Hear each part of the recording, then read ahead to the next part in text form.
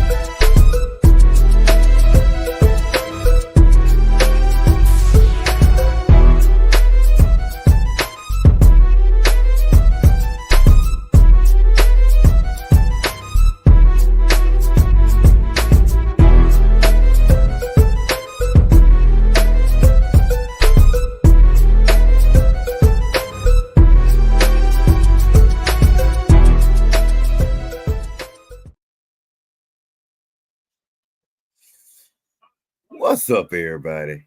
Oh, God. This has been a real bad week for Red. It's so bad, I don't even want to talk about sports this week. But I got to, so here we are. Well, what made Red mad this week? Well, maybe Raheem Morris. Maybe the Eagles' decision.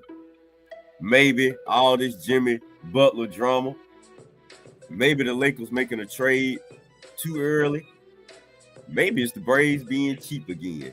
But something made Red mad this week. And we are going to find out why, what, and then we are going to find out why. And then we are going to discuss it. Because Red is just not happy right now. Not happy with anything going on in sports right now. I don't even know if I got a dope this week. But we'll see. We'll see, but we got to talk about it. Boy, it has been a very trying week for me and my teams. Let's go. Episode 358. Can't wait. Well, actually, I can, but let's go anyway. 358. Let's go. What's going on, everybody? Welcome to another episode of the Red and Rev Sports Show. Red and Coach are coming to you live from the ATL Show. We're giving you real sports talk because we're real sports fans, we're real sports athletes who have what, gentlemen? Real sports knowledge. So hang out with your boys, Red, Coach, and Rev for episode 358 of the Red and Rev Sports Show. And as is our sports custom on this show, we turn our numbers attention to the numerologist, Coach Patrick Thomas, to give us something or someone dealing with those three digits, 3, 5, and 8. What you got for us, Coach? Good morning, everybody. 358 is kind of not a somber one, but it happened. I'm gonna give it to a guy who was one of the best linebackers in NFL history, and he actually recorded. I don't know if anybody's topped it. They may have 3 safeties in his career, which is odd. It's hard to get a safety, but he got 3. And that's where the number 358 comes from for Kansas City Chiefs linebacker Derek Thomas. The late Derek Thomas, who died in 2000. He gets out 358 for the day. Derek Thomas. Derek Thomas, one of the best linebackers to ever do it. Oh, man, you got applause from Red. You must have really done something, Coach. Red, you muted. Yep, there you go. Yeah, Coach, you got a hand clap from Red, man. You must have really knocked that one out the box. Why you giving him a hand clap, Red? That was a good one right there. Derek Thomas, 58. And then the three safeties. I didn't even know he had 3 safeties in his career. So I like the way he matched it up with the 58 number, and then it's 3 safeties. Well, you know you must be doing good, Coach, if you got a round of applause from Red on screen. It was supposed to be Jack Lambert, but I forgot. I know the band, so. Yeah, that's a little bit for our time, so we appreciate you calling that audible. Let's welcome Revenite Nation, who helps make this show what it is, and seems like they are ready for this 11 o'clock start. They're not as on fire at 10, but they look locked and loaded at 11 o'clock. Brother Jameson Black, a.k.a. Joe. What's going on, bro? Sister Harris, good morning to you. The VP is in the building. Good morning to you, sir. The Coach's Corner. Good morning. Happy New Year to you. And indeed, Happy New Year to everybody. This is our first show of the year. The VP is in the building, ready to slam down the gavel for another Napalm session of the Red and Rev Sports Show. Revenite Nation, let's gear up and make it do what it do. I know that's right. The VP said Red Rose, the first stage of A-Town sports depression is denial. The VP also said Red Dog about to kick in them doors. Let's see. She says I'm doing double duty watching the Red and Rev in Florida and the Wildcats. That's the Kentucky Wildcats. Guess they're playing basketball. What's up, Mr. President? Good morning. Coming to you live from the Polar Bear bobsledding bonanza in Grizzly Flats, California. Sounds cold in California. Lord have mercy. What's up, fellas? We all need to be a strong, not strong, but strong support for Red Rose. The VP said Derek Thomas, one of the GOATs. Pastor Melvin Watson is checking in from Memphis, Tennessee. What's up, my dear friend, and Happy New Year to you. The Coach's Corner says, there go Red, and Coach echoing again. Must be you, Rev. I don't know what that's all about. The VP, Pastor Watkins, how's the weather out there? Y'all supposed to be frozen over soon. I may have to postpone my trip out there, Lord. He says, not bad right there. And Pastor Watkins, send my love to all the good folk in Memphis. I'm sorry I can't get to Memphis for Dr. Porter's homegoing celebration, but we are praying for him. So please send that message to the good folk in Memphis as well as the southern region. The VP says St. Louis was on my itinerary this week, but I'll pass. All right, the weather report has been made. What's up, Jerome Case? And you're on their way there. All right, man. Pass that word on to. I thought about going, man, but I just couldn't make it work. So please send my regards. Appreciate you, bro. All right, let's move on. Let's do this. Y'all know how we start the show. But before we start the show, can y'all do us a favor and like and share? Please hit the like button. Like and share. Who knows, your share might be the share that will lead somebody else to Revenite Nation. So please like and share. Let somebody else get some of this good Red and Rev sports show, sports talk. All right. Coach, since you did a phenomenal job with your coach's number, let's start with you, brother. Who you doping on? Okay. My dope moment goes to one Cam Scatterboo, the running back for Arizona State, who proved he said he was one of the best. And he proved that he was one of the best by amassing over 250 plus yards of total offense, even to a touchdown pass. So, hey, he proved that he was one of the best, even though it was a loss, but he still showed that he's could be a force in the NFL soon. Cam Scatterboo, a dope moment. All righty.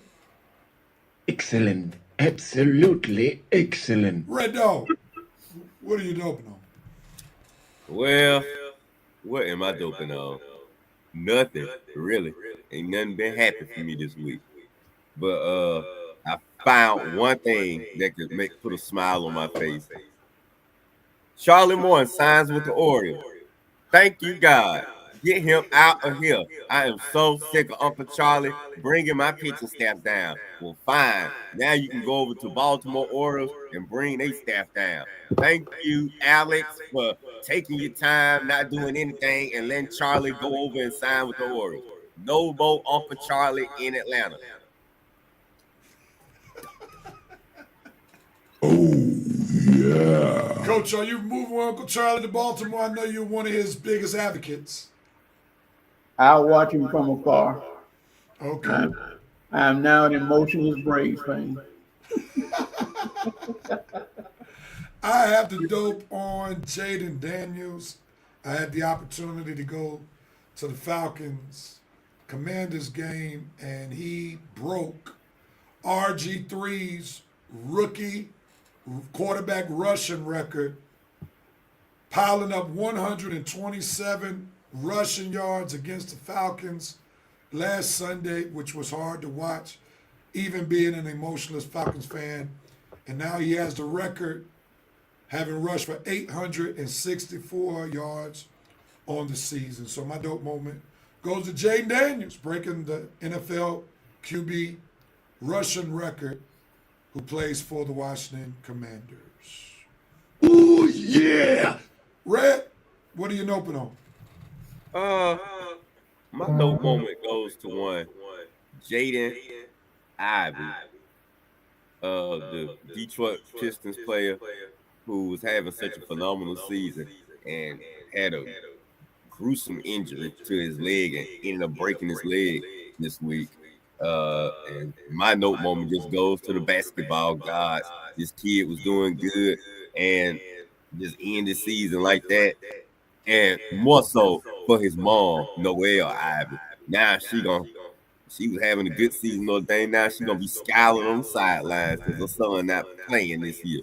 But her team having a good year. But I know she's gonna be just a little disappointed because her son was kicking butt for the Pistons this year. So note to Jaden Ivey breaking his leg. It's probably hurting my baby a little bit. Y'all know how I feel about Noelle. So note for Jaden Ivey and note for Noelle feeling down because I know she was proud of her boy. But she having a good season at Notre Dame.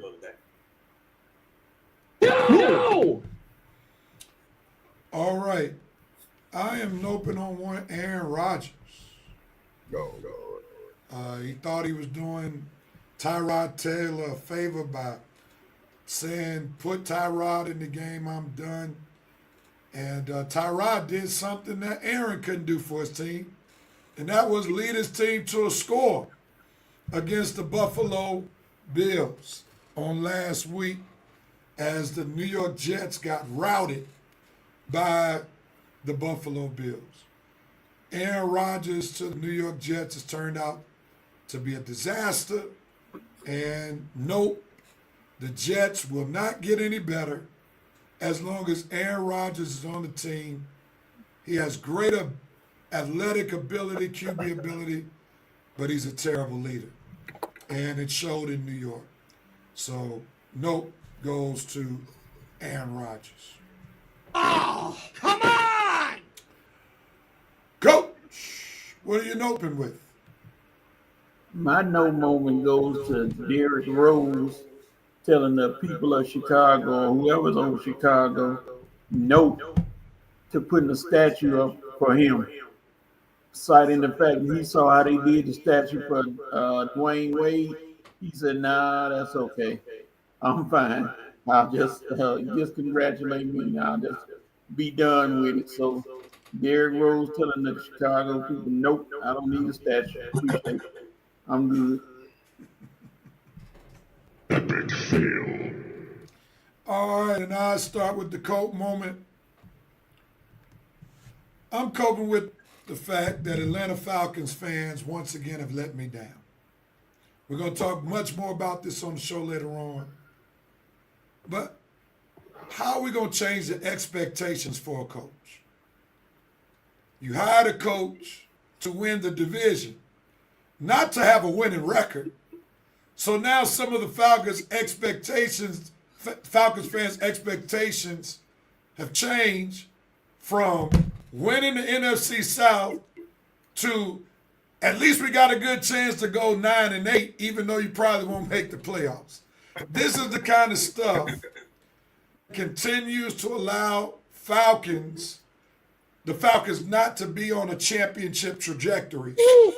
Because the fans can't be consistent. They're always trying to find the silver lining about a situation that doesn't lead to a championship. So that's what I'm coping with. The Atlanta Falcons, once again, letting me down, being content with just being over 500 and not making the playoffs. That's terrible. Hold on, real. Do you see content in his face? Do you see satisfactory with just a winning record in his face? Just wait till you get to my coat, please. Coach, what are you coping with? My coat moment goes to U.S. Olympic runner Fred Curley, who was arrested following a confrontation with police. Fred, your lawyer stood up there and said, talked about you are a record-breaking athlete, you served in the Olympics and all that. That didn't stop you from getting arrested, sir. You are you did something obviously to provoke 4 police officers to put you to the ground and tase you. And you got to cope with the fact that being an Olympic athlete does not excuse you from the law, whatever you did. So, Fred Curley, you get my coat moment, unfortunately.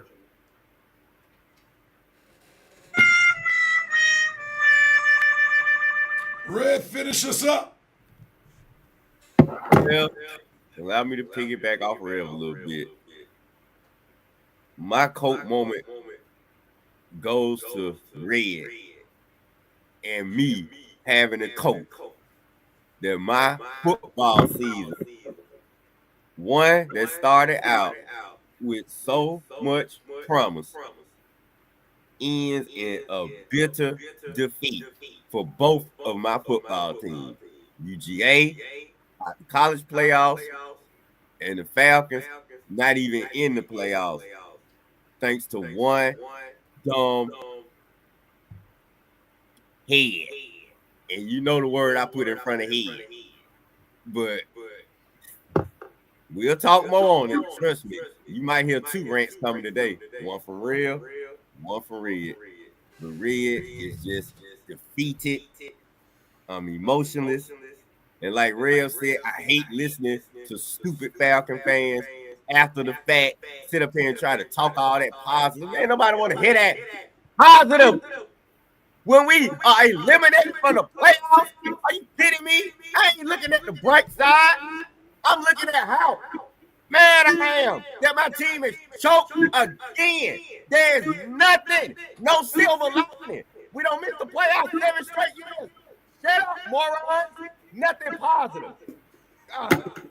But I tell you, I'm going to have more to say on this. Thank you. All right, stay tuned, everybody. You want to definitely pay attention to the show in the second half because Red has only got started. Let's move over to Rev Rev, like the Nation. song say, I've only just begun. All right, gentlemen. Let's get to these comments from Rev Nation. Come on, Rev Night Nation. Make me laugh something. The coach's course said, dope, my horns won, and the puppy dog lost. Now y'all got a chance to win the championship. Yeah. That's a good Now that thing. we not in there, coach, you actually got a chance. You got a chance. That's a good thing. Nope, Barkley won't try to get the record. Yeah. We'll talk about that later. The president said the doors of the Rev Nation are open. We need them. The VP said, dope, there's a guarantee that a brother, albeit from the BBC, Brother Page crew, will be in the national championship game this year. That's good stuff. Winston Thorne from the eye test. What's going on, bro? Appreciate you, man. Coach Corn is coping. Raheem Morris going to be the coach for at least 3 seasons.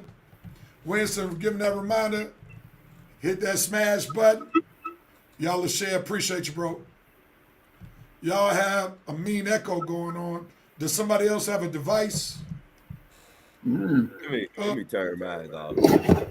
Yeah, that might be going on. The Vincent Woodruff, who's the VP, says, double. Scatterbo won the Offensive MVP award in the bowl game loss. The writers got this correct. Jerome K says, dope, the brother Marcus Freeman for having his team mentally and physically prepared to play a more physical team. Sylvia Harris doping on LeBron and Lakers winning without AD and Bronny. And Bronny doing well in the G League. Call him up if he's doing that well. Nope. No, call him up. Leave little Bronny alone, Bronny. Joe Black doping on Charlie Morton is no longer brave, just like Hush up, Red. Joe Black. Hush up. The VP said coach looks like he's giving witness.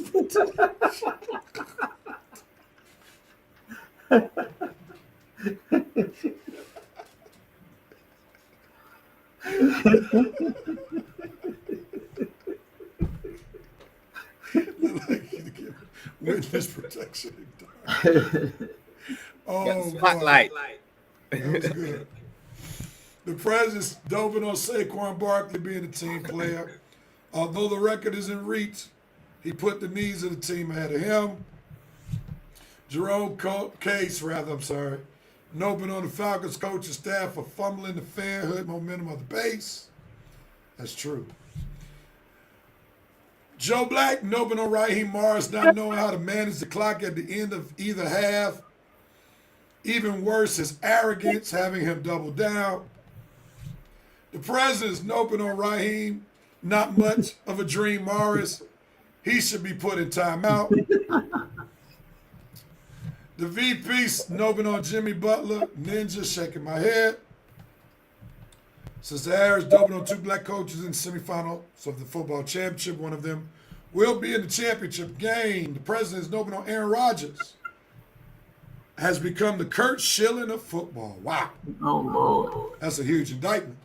The VP says Aaron continues to show his decline. Why he's still starting shows you everything you need to know about America. No brother could ever do those shenanigans. Sounds about right. Jerome Case coping on the NBA being in denial about the current state of the league. The president's coping. Falcons fans. He says Falcons fans always left counting on next seasons. That's what Falcons mean. Wow. Fans always left counting on next season. I'm going to take a picture of that. I ain't counting on nothing, Thomas. I am defeated. That's pretty good, Mr. President.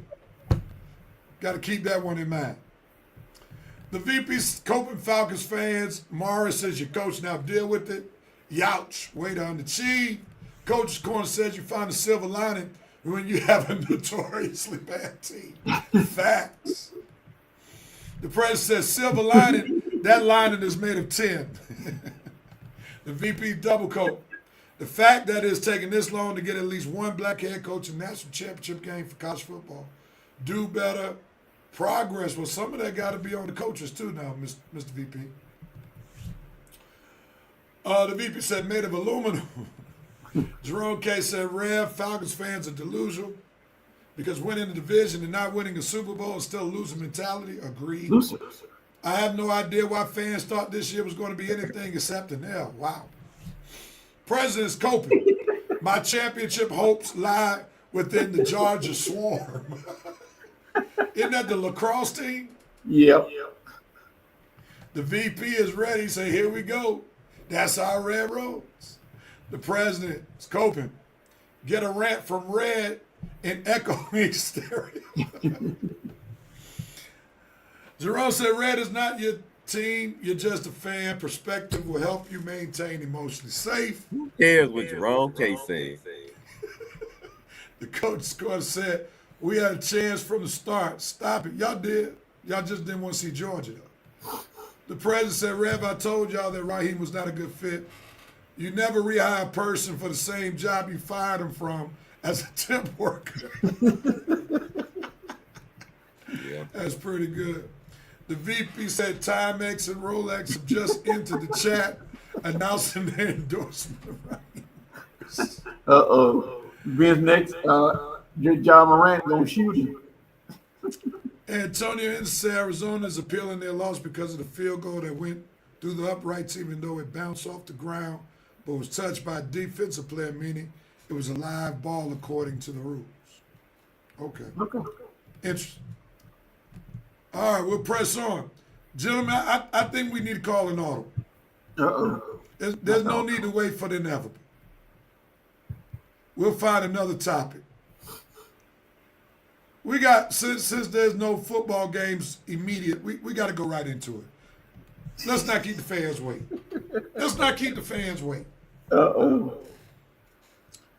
The Raheem Morris mistake.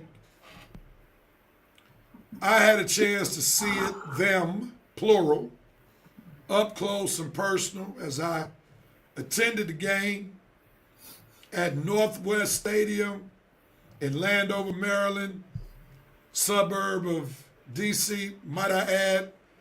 Northwest Stadium is one of the worst stadiums ever created. It needs to be torn down. The signage there is horrible. The Commander Stadium? Oh, it's horrible. It is absolutely. I thought the first one was horrible. Hey, they decided to get worse with this one. That's why they're trying to build another one in D.C. But nevertheless, that's not what y'all want to hear during this topic. So I saw the 3 timeouts that weren't called in the first half, the 2 timeouts that weren't used in the second half, which ultimately led to an Atlanta Falcons loss. So I'm going to decrease. So, matter of fact, I'm going to let Coach go first because Coach's heart is not in this because he's a Steelers fan. So he may give you a more objective point of view since he's not really wearing this topic on his sleeve. So, Coach, what do you have to say about Raheem Morris's mistakes? Well, I think Matt Eberflus called Raheem Morris for advice. I don't know why, but he called him talking about timeouts. I mean, it's more of a common sense narrative. You have 30 seconds. You need to just get in field goal range. You don't need to score a touchdown. It doesn't matter with that. But you need to get in field goal range. And you got a quarterback who is driving you there. And all you needed was another, say, 15 yards, and not knowing your personnel coach was another thing that people don't talk about. You had a kicker you just pulled up off the waiver wire, wherever, whose longest kick was 50 yards. And you're going to trust him to make a 56-yard field goal? That's a common sense move. Your 2 timeouts, like somebody said, what are you saving them for the Carolina game? Think that'll help you in the Carolina game? No, sir. So you fumble this one, and it's just a matter of you just not being smart as a head coach, and that's the only way you can look at it. Not being smart is you lost the game. Now, I'll give you the silver lining of it. If they had moved further down and you use your timeouts and he had missed the field goal, okay, that's not on you. But everything is on you in this point. You can't blame it on the quarterback. You can't blame it on the towel boy. You can't blame it on the statistician. None of your coaches in the booth. Nowhere. You got to know better, coach. That's just the bottom line. You got to know better. You got to know your personnel. And at that point, you didn't know your personnel. Simple as that. All right, before I go, I'm going to let Red bring up the rear on this topic. Raheem Morris is the epitome of what had happened was. What had happened was. He also says, Raheem, Steve, Urkel, Morris, did I do that? Rev, I got a breaking news, Rev. What's that? Kirby Smart's daddy has passed away after a fall in New Orleans. Oh, no. Sorry to hear that. Pray for his family. Indeed. That's terrible.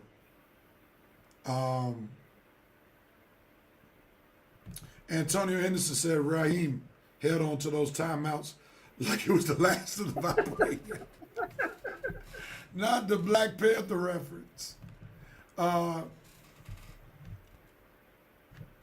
If I'm MPJ, I'm worried that my coach may place me in bad situations in the future. Lord help him. That's a good point. MPG being Michael Penix Jr. The coach is going to say everyone mad at his lack of calling timeout, but the proof he was a trash coach, been there, his lack of adjustments, his lack of accountability, and the face his players show lack of discipline. The VP says, Raheem, please do not destroy MPJ before he has a chance to get started. The ancestors have frowned upon thee. The ancestors. The coach's quarter said, then you open your mouth to say calling timeouts is a process and you have a time management guy, then dry stitch and throw your rookie QB under the bus. He never put us in position to win all season. The VP said Raheem can't blame it on Mentally Vanilli, just blame it on the rain. And indeed, prayers to the Smart family, no doubt. I'm going to just be as short as I can. I'm going to leave Red the bulk of the time. Let's remember these mistakes are being made by not a first-time NFL coach. This is where Falcons fans need to be brighter. Raheem Morris was a head coach at Tampa Bay. He was the interim coach for the Falcons. And then he sat under the tutelage of Sean McVay, one of the brightest minds in NFL football, who won a championship while Raheem Morris was there. So the mistakes that he made, and he made the same mistake in the same game, that's inexcusable. So clock management was terrible. As coach said, not knowing your personnel. When you listen to his comments, just like the coach's corner said, was arrogant in trying to defend himself. He's up here worried about a regulated rush by the Commanders, which is why he didn't call the timeout, rather than putting his player who's never been in this situation, his starting rookie quarterback who's only started 2 games, in the best situation. You call a timeout and prep him for what you think Washington may do. Then you should know you got a kicker who's a replacement guy. So you think more about your team than what the opposition does. That makes absolutely no sense. And to double down and triple down on it is just shenanigans. And the way he gets short with people interviewing him. And the last thing I'm going to say is this. And I'm all for a black guy being head coach.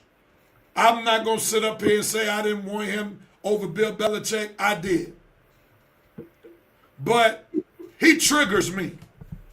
I've been a Black Baptist pastor for 20 plus years. And the way that man is a fast talker, he reminds me of a Baptist deacon who says a whole lot of nothing. Just running his mouth. Wow. Just running his mouth. Those fast talkers talk fast because they don't want you to grasp what they're saying. And they're not saying anything for a person to grasp. There you go. That's why he talks real fast and doesn't make any sense. And that's why the next time you listen to one of his interview, if you got the technology to slow his speech down, just listen to what he says. And he absolutely says nothing. And the reason why I'm all for getting rid of him, you're not going to have Bijan for the cheap. Much coming soon. You're not going to have Drake for the cheap. You're going to eventually have to pay Michael Penix. So you might as well maximize those guys while they're young with a good coach. You wait 2-3 more seasons with mediocre coaching. Now you're going to have to show these guys the money on offense, and you're going to lose 1 or 2 of them. That makes absolutely no sense when you know this guy's incompetent. When you know this guy's arrogance is not going to allow you to win a championship. The Falcons haven't been in the playoffs since 2017. That's not the goal to just have a winning season. And he knew when he took this job, the job was to win the division and get into the playoffs. Just because he let a 4-game lead go, he gets no pass. And all of a sudden you're going to be content with 9-8. That's a poverty mindset, Falcons fans. Get yourselves together. I'm sorry, Red. I went long. I'm going to give you the full screen so everybody can see you. Go ahead, man. Red, you owe me no apologies, man. I mean, like you say, this guy triggers people, man. He triggers everybody. He triggered pretty much the whole fan base this week. All right, y'all. Allow me to clear my throat. I owe the Falcon fan base apology. I endorsed this guy so much because I didn't want Bill Belichick. I was happy they found a suitable replacement other than Bill Belichick. I was happy that we were bringing a black guy in. I was happy that we was bringing a guy from the 2016 coaching staff in. My mindset at the time, I'm thinking we can use him to correct the mistake of blowing the Super Bowl in 2016. Because I, like everybody else, felt we wasn't that far away, just a quarterback away. And we could possibly win our weak division, get in the playoffs, take it from there. I respected Raheem as a defensive coordinator. He won the Super Bowl with Sean Vay in LA. He did a decent job when he was with the Commanders after he got fired from Tampa Bay. He did a decent job when he was with us. Not the interim coach, but when he was the basic defensive coordinator. Falcon fans, how wrong was I? I swear, we are in a worse situation now than we was when Arthur Smith was the coach. Honestly, I don't think Arthur Smith is as dumb as Raheem Morris. I mean, this guy is dumb as dirt. I mean, Lord have mercy. How in the world are we get stuck with the stupidest coach in America? You know, when Bill Callahan said he had the dumbest team in America, well, Falcons, we got the dumbest coach in America. I mean, this guy, if you gave him an IQ test, you would have to grade on the curve. I mean, I just don't understand it, Rev. It's like I cannot fathom what type of mindset this moron was in to make those the mistake before halftime. Fine, I didn't say too much about it, but the mistake at the end of the game to cost us the game, a playoff spot, the division. You stupid get what brains hurt. I said hit. I didn't say the S word, but I want to say you stupid hit for brains coach. How could you do this to me? We had the dang on game right there. I feel like the lady in misery. You didn't get out of the Cock of Duty card. Well, my Raheem, you didn't get the timeout out of your Cock of Duty pocket because we sure didn't need them. I mean, you got Penix, you hit Mooney right there on the 25-yard pass. You got 33 seconds left. What the F are you doing, Raheem? Call a timeout. Time out.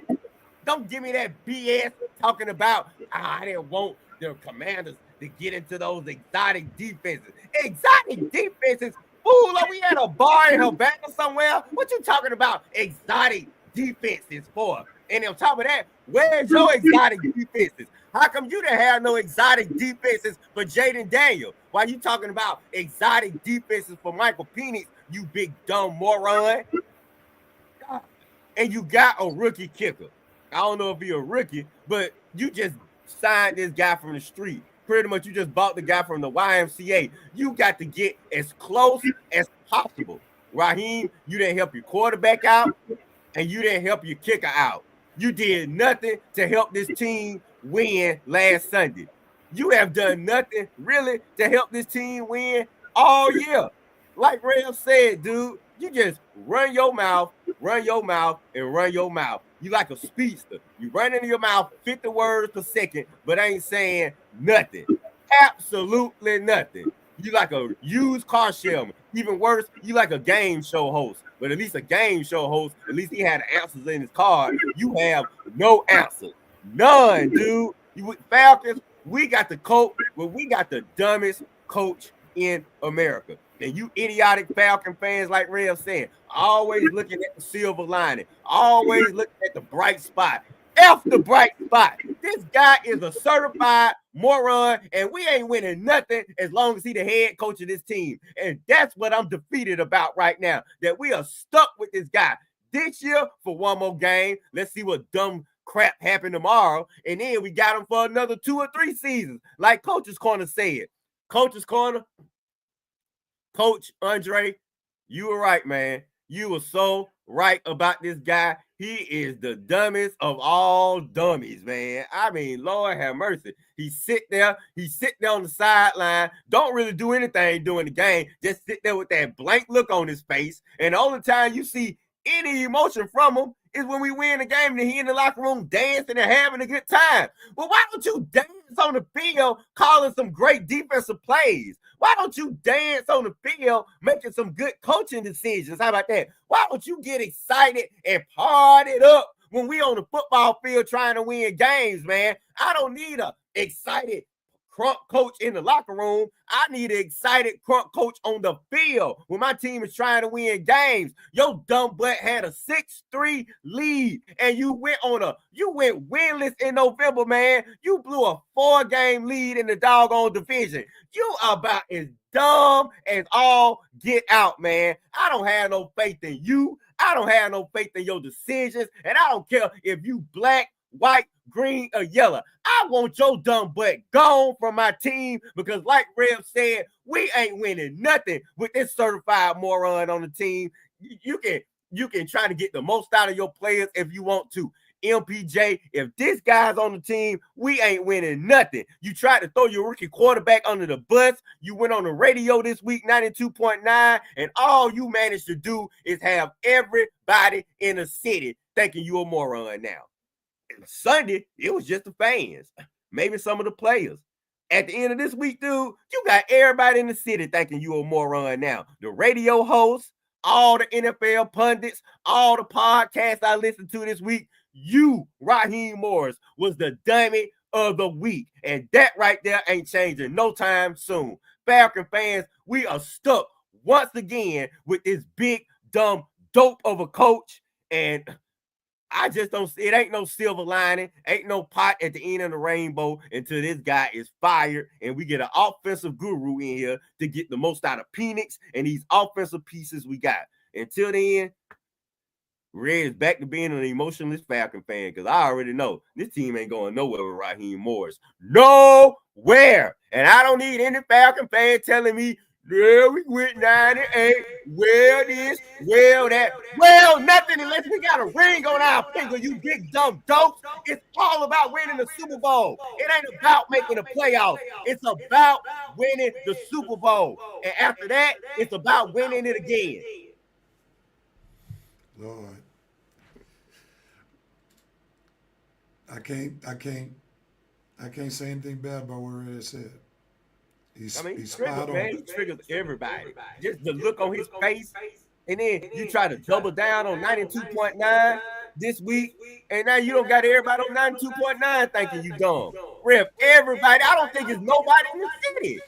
Yeah. Unless you were except for the delusion of Falcon fans that think this guy can remain on that team. Nobody has faith in him no more. It's not going to get any better. I want to go back. There have been a lot of comments that have been said, but Jerome Case did make a good comment where he said Raheem talks fast but seems to fail at thinking fast, and that's very true. I'm yelling in Northwest Stadium, call the timeout, call the timeout, call the timeout, call the timeout, and this dude, I'm just steadily looking at the clock, just boop, boop, boop, boop, and they had 2 plays, and basically it was a wrap. This is what I want to say as we start trying to shift. Red kept talking about it's about winning the Super Bowl. It's about getting a ring. I want Falcons fans to honestly think about what I'm about to say. You're trying to win a Super Bowl against Dan Campbell of Detroit.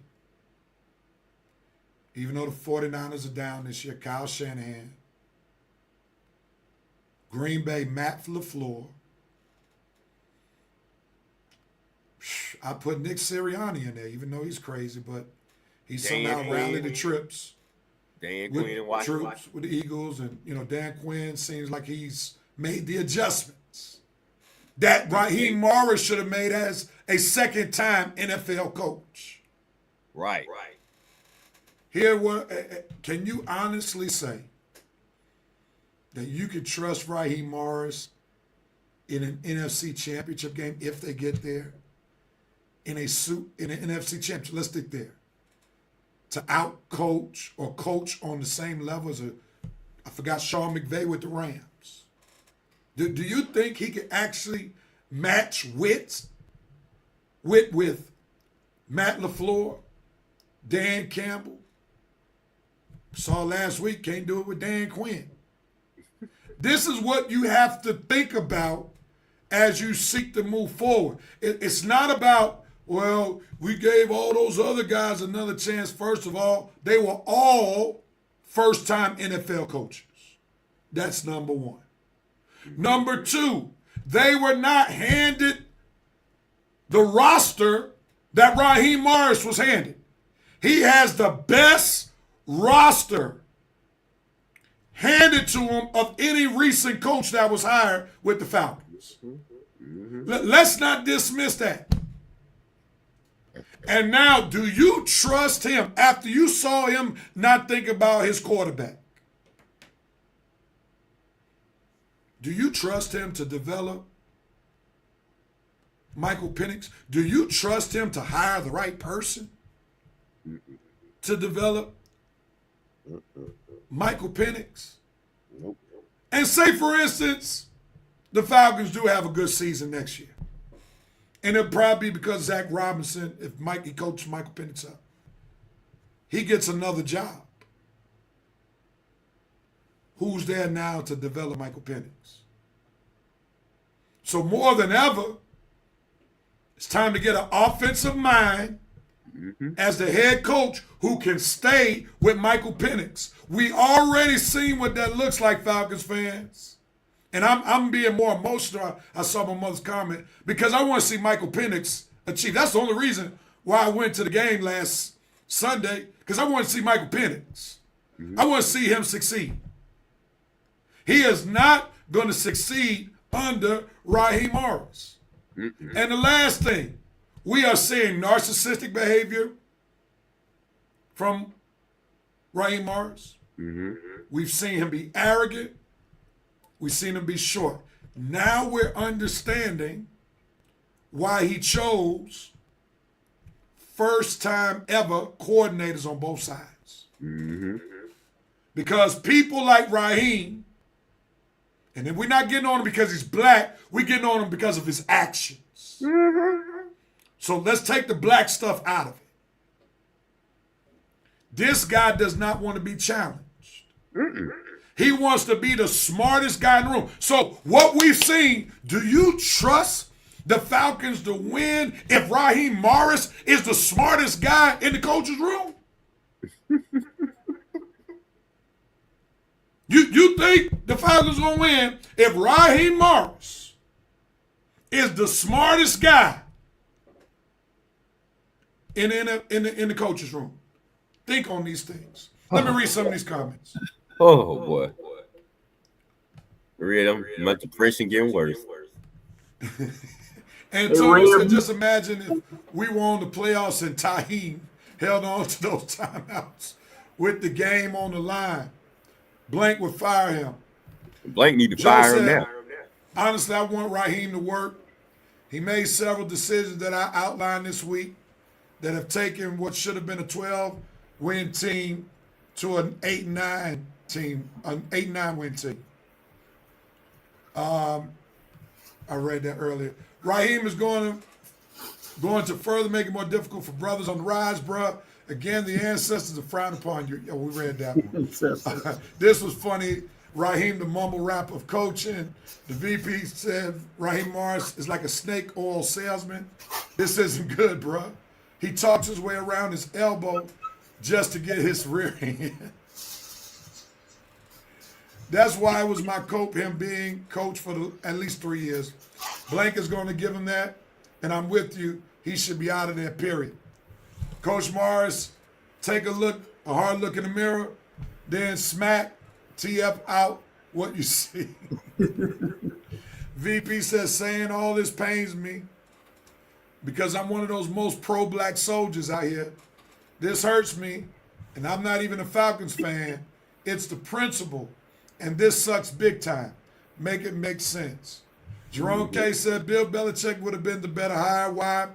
Because he would have brought in a winning mentality to a poverty-minded team. Plus, can you imagine Penix being coached by Bill? I could. I could imagine him saying, get this old man out of here. You got to be able to identify with urban black players, and we never seen any evidence of Belichick being able to do that in New England. All right? Let's be real about it. You think Belichick gonna mess with Bijan? Come on now, stop it. Armani, I told you, bro. Didn't I tell you? It was clear who he was for weeks. Coach Corner gives us definition of what Raheem does when he talks fast. Says it's called a word salad. Just a bunch of nothing spilling out of his mouth. The VP said Morris could potentially lose the locker room if he hasn't already. Raheem needs to ask ChatGPT what to do next. Morris has offices had his black car revoked. Jerome K said, dang, Red, just put Raheem in a chokehold like the police did Radio Raheem. and zip them up. President said the fact that this season hinges on the Saints beating Tampa Bay tells us all we need to know. Amen to Right. that. Oh, there it is. Morris, your black card has been revoked. I trust Zach Morris. Not a Saved by the Bell reference. Lord have mercy. The VP said Raheem can't be saved by the bell. Oh my goodness. Morris was handed the keys to a Hellcat, and all he did was run that sucker off the 285 bridge at Buckhead. Lord knows that's right. The comments keep coming. Coach going to know because he hasn't developed MPG all year. He should have had someone working with him the entire time he was on the bench. His issues in college have remotely been fixed in the league. Mars basically hired groupies to his coordinator staffs. Yeah. Yep. But Eric, the enemy, can't get a head coaching job. Blank fumbled the roster again by losing out on Lamar and Bill. Cam said Bill was amazing. That's also a Cam that was fighting to stay in the league. He was trying to draw a paycheck. Let's put things in context. You think Cam would have liked that Bill Belichick when he was a primetime player? Absolutely not. Mm-hmm. Lamar was never going anywhere. How did that get fumbled? All right. So we spent a lot of time on that. Where do we go from here? All right, we might as well. Something to make me happy at least. Well, Red, we're gonna hold off. We're gonna hold on your happiness. We'll see Happy Red on the second half. I hope. Let's go and talk about college football playoffs review. Oh Lord, more depression. The top 4 seeds by way of buys due to conference championships. They all lost. They all lost. Texas beat Arizona State. Ohio State beat Oregon. Penn State beat Boise State, and Notre Dame beat Georgia. Let me ask this first before I ask Red about the Georgia Notre Dame game. Was the reason the 4 top seeds lost,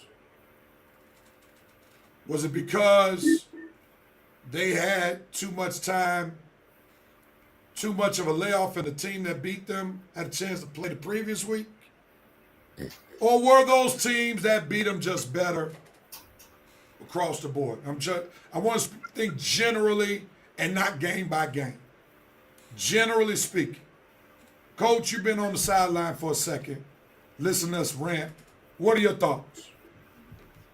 No, that time off didn't have anything to do with it because I'm sure those teams that lost didn't just sit down and not do anything. And I know they always talk about a lag, but you still practicing game speed to get ready for the game. On that particular day or days, Tuesday and Wednesday, Thursday, Tuesday, those teams were just better. Just for one day. If it was just for one day, it's the day that counted. They came out there and established their will and did what they were supposed to do. And they won the game. Simple as that. And not saying overall they're better, but on that day, they were better than the teams they played. And it's amazing that all 4 top seeds lost. But hey, it's the will to win that drives games like this.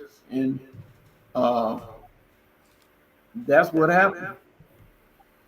Red, do you share Coach's sentiment? Somewhat. I agree. You shouldn't. Time off shouldn't be no excuse.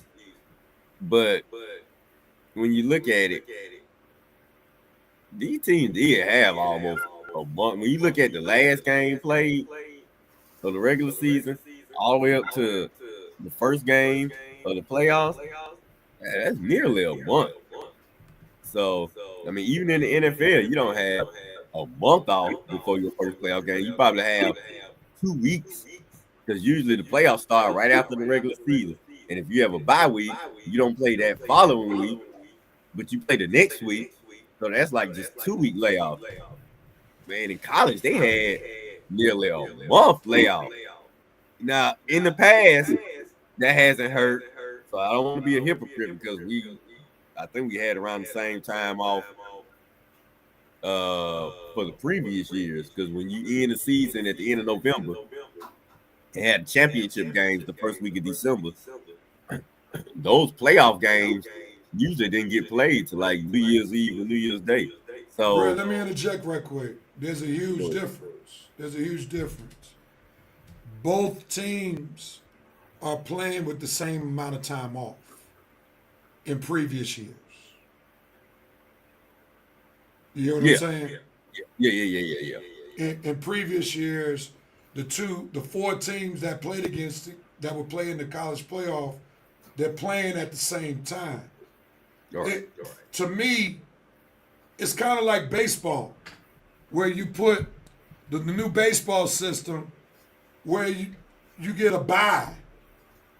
That doesn't work because you're giving the lesser team, the advantage because they're back in their normal routine. Right. The college playoff, you're giving a team to play high-level football the week prior to.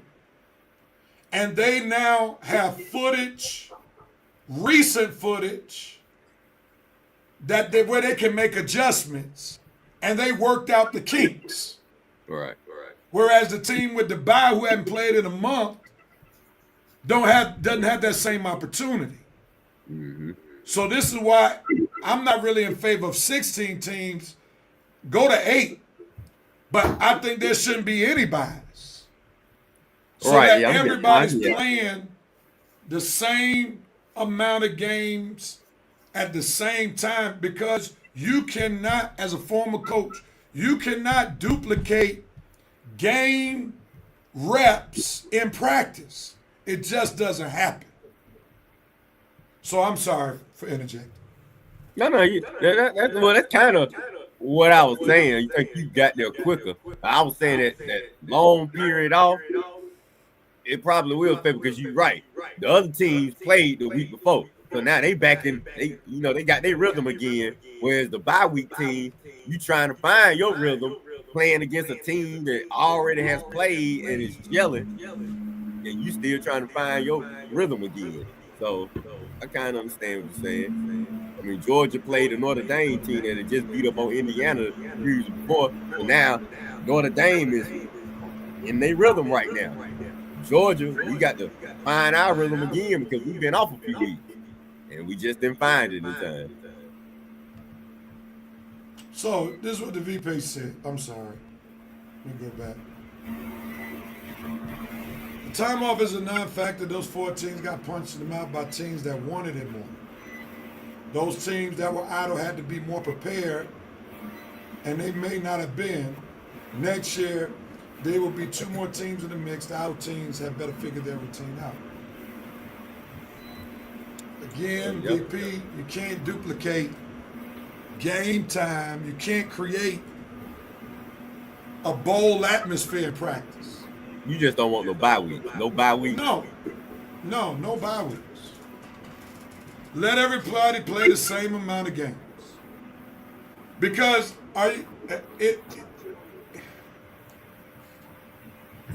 it makes sense that the other teams punch the other teams in the mouth because they already were game ready. Yeah, I say they got their rhythm. I mean, it just doesn't make, Nevertheless, I'm not going to beat a dead horse. So, Red, talk more about your disappointment in Georgia. Well, I don't think Gunner stopped it. Man, I'd been ready, even though I know receivers dropped a few balls. Georgia got the worst receivers in the country. I sure hope this new class of receivers are better. But it just feels like we was out there trying to win with a game manager, whereas other teams in the country, they got their quarterback. They got quarterbacks that can probably do more than Gunner does or can do. and I know he's been sitting all year, and we really haven't seen him play. I just think Notre Dame quarterback probably was a little better, and our defense have not been the same as defense in the prior years. And I just think Notre Dame took advantage of all our miscues and all our flaws. We've been seeing them all season long. I figured Kirby would make the proper adjustments, but in the end, the team he had, I mean, he just lost so many dominant players through these last few seasons, and now he finally got to a year where the players, his seniors and juniors, weren't as dominant as the seniors and juniors of the past. Now the class he got coming in, they're pretty cool, but this class right here, once all the guys like, you know, Trevon Walker and Jalen Carter and Nolan Smith and Ringo, all those guys left, it just really left a big hole in our defense, the one we were never able to fill in this season. So disappointed UGA season because we just didn't dominate like I felt we could. Our quarterback play wasn't as crisp and as solid as I felt it should be. And in the end, it just caught up with us. I mean, giving up 23 points to Notre Dame, it was years when Georgia, 23 points. Man, we might give up 23 points in 2 or 3 games. So, like I say, Rev, our running defense wasn't like it was in previous years. Our offensive line wasn't like it was in previous years. And our quarterback play just wasn't good enough. So, in the end, all our flaws caught up with us. I hope Kirby is more prepared next season because, like you say, playoff season with the playoff structure we have now, you know what you got to look forward to, Kirby. So I hope you're ready. But this season, Red, we just weren't good enough. All right, I'm going to ask you a question real quick. We're going to end this topic. Let me give these. It's hard to say referring to the bye weeks. There's not enough data for that right now, but I just think the teams that won were just better. It's the law of averages. If all the teams with the bye lost, well, clearly the bye helped in their downfall. Kirby's loyalty to his best friend Boba is going to hurt him. Gunner was fine. He was spinning the rock. The UGA wide receivers dropped key passes. The running back fumbled. And the Irish was a better team. Gunner fumbled after being on the run for his life and getting hit. That's where I want to go. As a Georgia fan, Red, are you on the Gunner Stockton train to be the starting quarterback for the Bulldogs next year, or do they need an upgrade? Oh, man, they definitely need an upgrade. I told you, Gunner Stockton is a game manager. I'm looking forward to who's coming in next year. I mean, if Gunner had managed us through these playoff games and we end up winning, all right, fine. I would gave him his props, gave him his flowers. But I still would have been expecting an upgrade at the QB position coming next season. I don't think Gunner Stockton is that guy. I think he's a game manager. I think he's a future coach.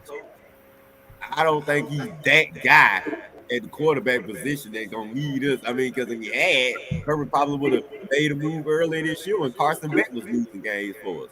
So if Gunner Stockton was that guy, that dude, I just felt he probably would have got a chance earlier. And going forward, I'm more interested in what the Rashada kid can do, what the Puglisi kid can possibly do. We got anybody else coming in next season, maybe a transfer portal guy, maybe what they can do. Gunner Stockton, not the fan. Let me ask this, Red. What is he missing?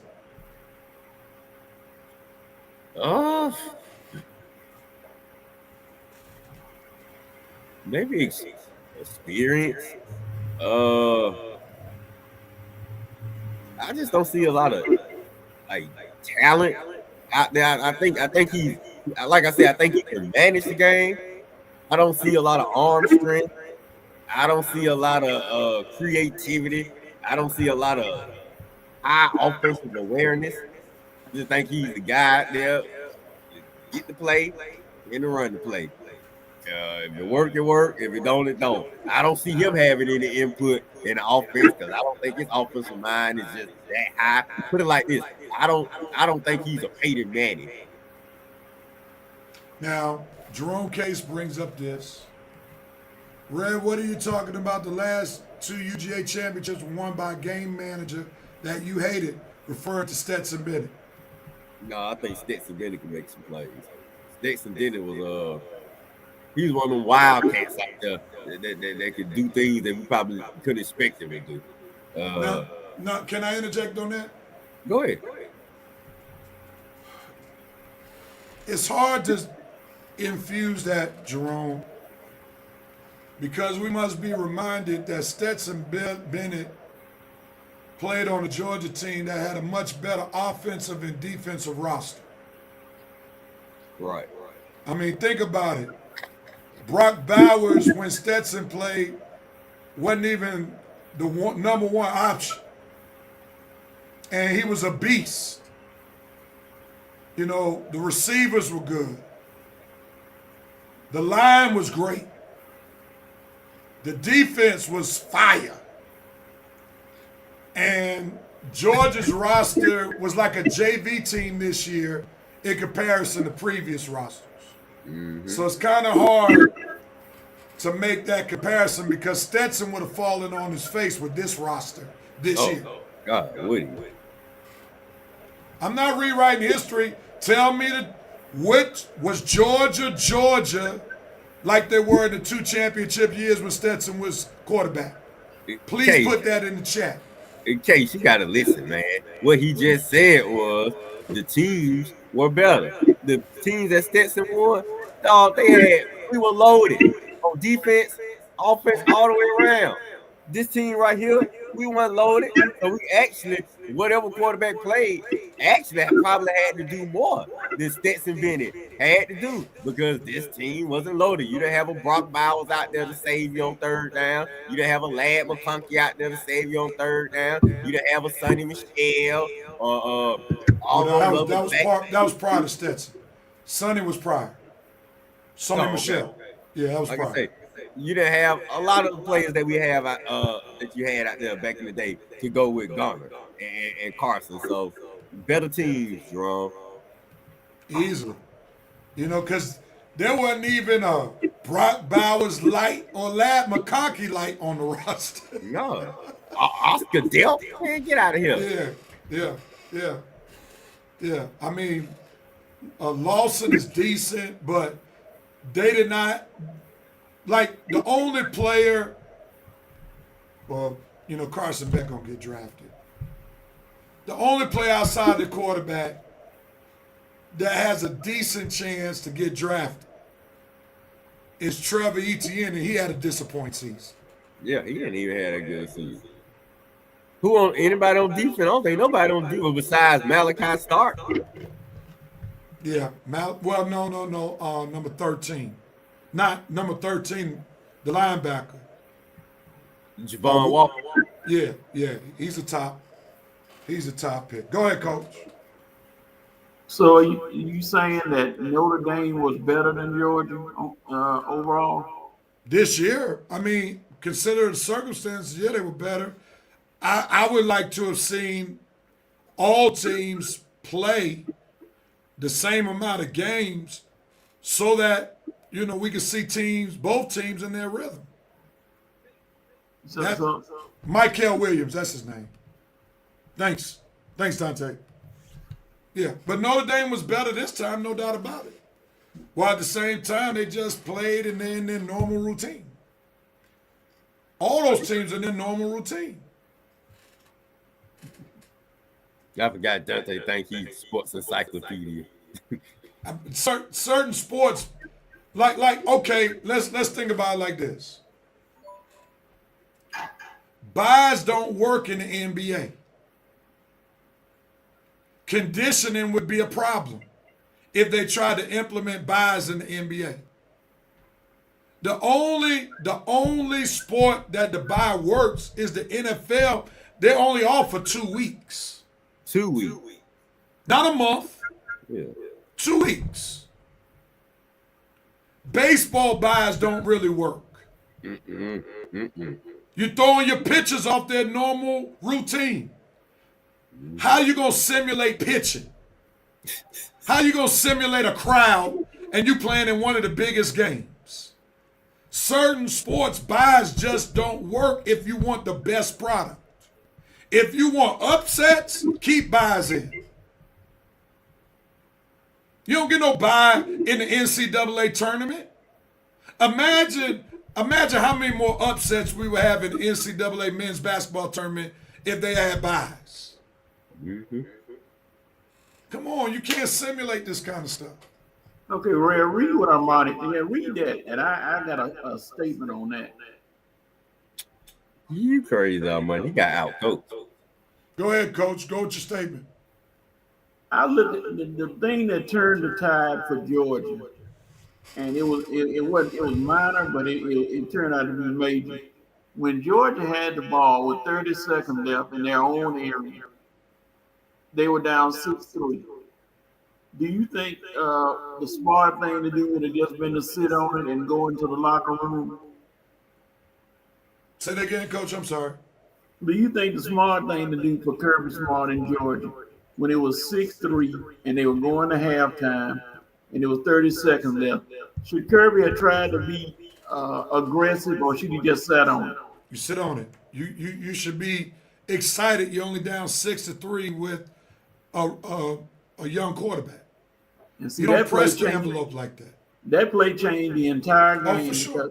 Because For what sure, happened that's 14 points when you get that play and then you give up a kick return to start the third quarter. That changed the whole trajectory of the game. And now you're putting Gunnar Stockton in an untenable position where you're trying to get him to help you come back, being 2 scores down. He ain't got that kind of experience. So now he's pacing.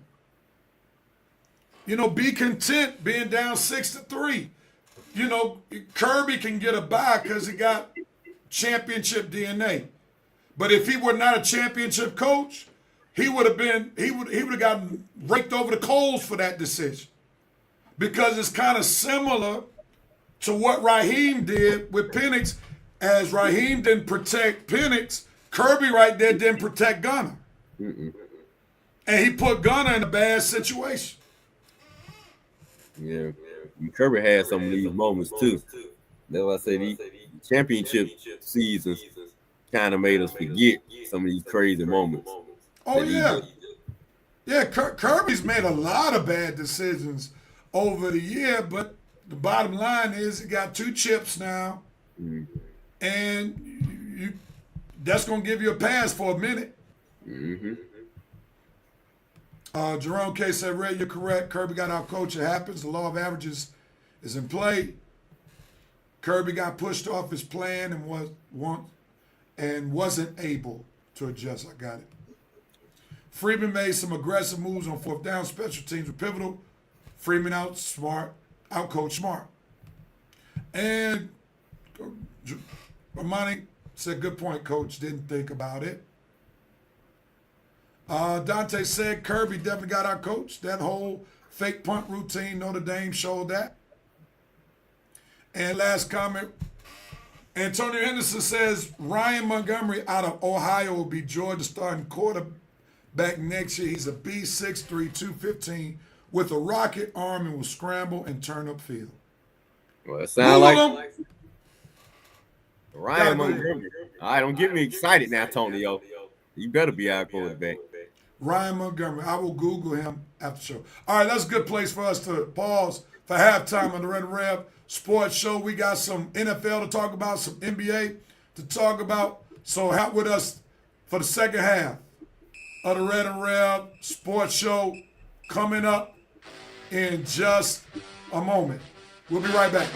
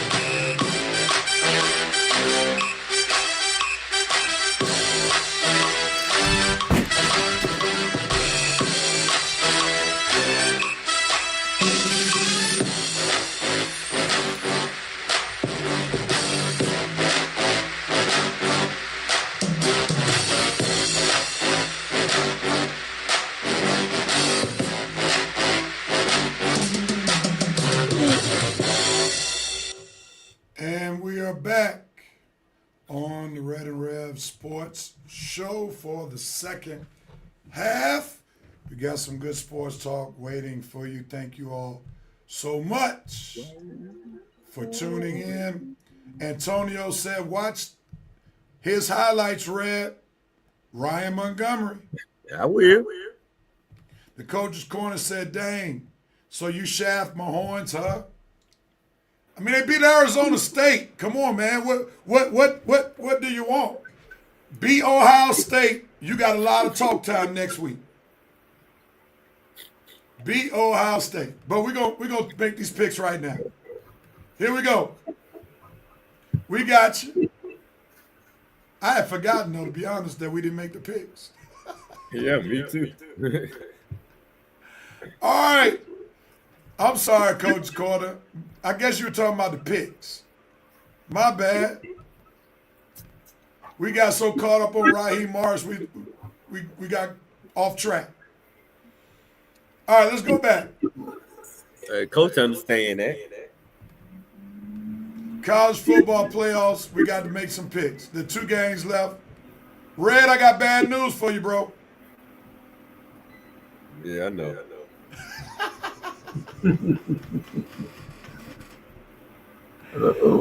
The good Reverend has hawked them in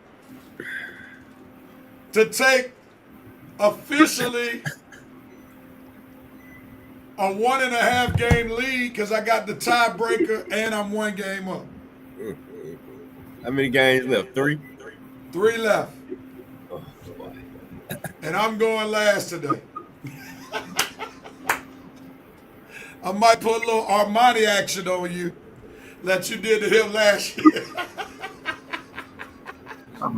I tell you, it always comes around. You reap what you sow. Yeah. That boomerang, baby. No doubt about it. The Coach Corner get me? All right, yeah, Coach. My bad, Coach's Corner. Here we go. Let's make these picks. Coach, you on deck, bro. Get ready to pick.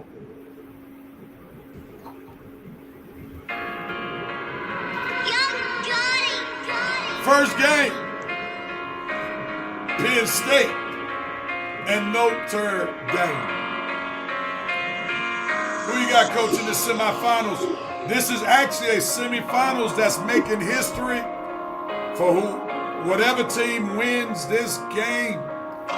The head coach will be the first African American to coach in a national championship game.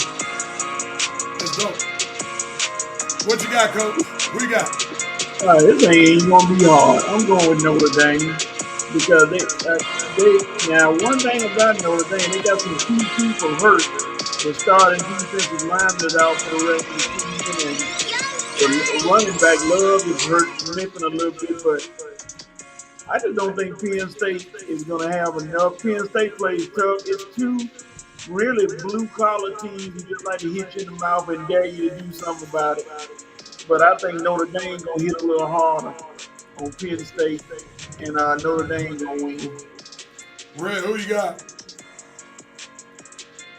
Oh boy. I'm going with the upset. Penn State.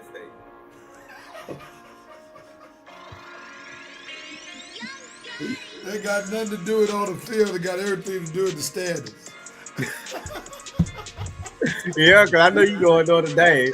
So I gotta think of some way to get back in. And see, this is what our money failed to realize. You gotta strategize this thing. It ain't got nothing to do with who you think. It got to do with strategy now. Oh man, I'm gonna go. Even though I could be petty, I'm gonna go with Notre Dame for the dog. Because Penn State beating Boise State and SMU, that's not impressive. To go to the semifinals, and I think Notre Dame is on the quest to go on to the national championship game. So give me Notre Dame. The coach's corner got Notre Dame, and the VP got Notre Dame as well. Red, it's on you, bro. This next game, coach corner watching. Texas versus Ohio State. Who you got? Well, coach, I already know where I'm going. I told him where I was going. I told him now that my team is out, he the only SEC school left. SEC, baby. Texas. You know, I ain't fooling with no Buckeyes, Buckeyes, or whatever they are. All you gotta do is stop that Jeremiah kid. You have a chance to win. So come on, Texas. All you gotta do is stop one guy. Coach, your team ain't that dumb, Marty. Stop that one Jeremiah kid, and you'll be in the championship. Ready to get beat down by James Franklin.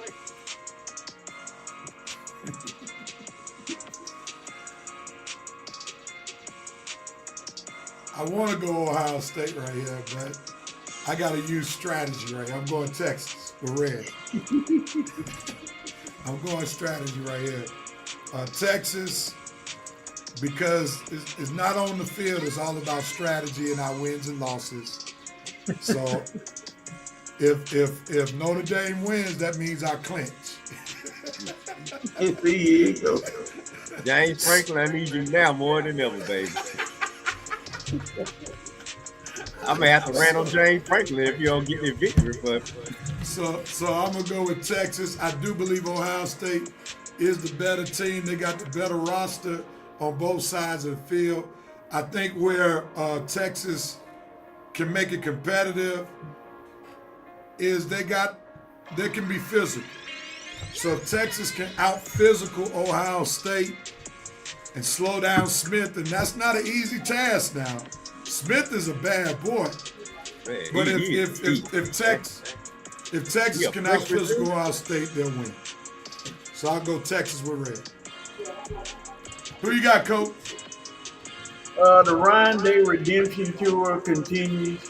They trying to save. Well, they saved his job already because he made it to the semi. I don't know if that's good enough to punish Oregon, so that should be good enough. But now he's going to try to finish the drill and go ahead and get to the final. Unknown variable is Henderson, the running back, who's averaging almost 7 yards a carry. If he can get that running game going against Texas, then like old Scatterboo did, then Texas is in serious trouble. They can't afford to get behind Ohio State. I'm going to Ohio State. All right, Coach got Ohio State. Coach Corner said, put your kicker in the portal and let my horns take it all the way.